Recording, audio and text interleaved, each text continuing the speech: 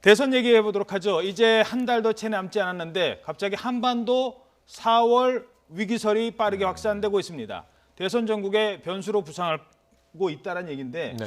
이게 실체가 있는 겁니까? 한반도 4월 위기설? 이 두 가지가 공존해요. 그러니까 지난 월요일부터 이게 급하게 급부상된 이슈인데 그 첫 번째는 칼빈슨 항모 전단이 호주로 향하다가 급선회해서 한반도 해역으로 오고 있다.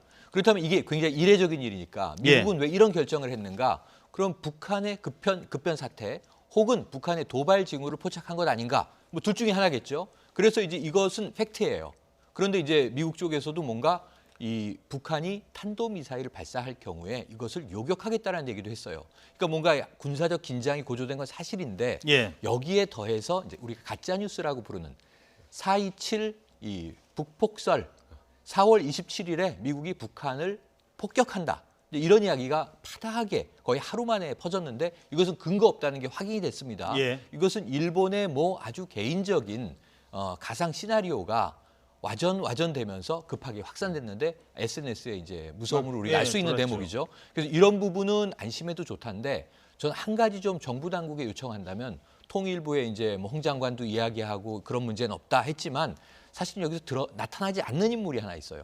황교안 권한대행이 대국민 담화를 해야 됩니다. 이게 굉장히 대선을 목전에 두고 이게 또 야권에서는 북풍 아니냐 이런 얘기도 있을 수 있거든요. 여기에 대해서는 황교안 권한대행이 자 미국과 우리가 한 라인으로 확인한 바 그것은 사실 무근입니다라는 정도 얘기는 해주고 대선 국면으로 들어가야 되는데 그러니까 팩트도 있고 가짜 뉴스도 있고가 뒤섞여 있는 상황에서 한반도 위기 고조는 전 사실이라고 보는데 4.27 북폭설이라든가 뭐 여러 가지 이제 이 또 선제 타격설이라든가 이런 것들은 좀 과잉 해석된 문제다라고 봅니다. 알겠습니다.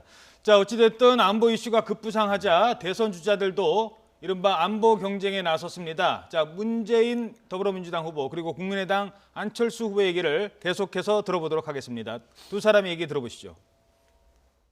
북한이 핵 도발을 계속하고 중국이 북한 핵을 억제하지 못한다면 사드 배치가 불가피하게 될 것임을 직시해야 합니다. 사드 배치 여부는 전적으로 북한의 태도와 중국의 노력에 달렸습니다.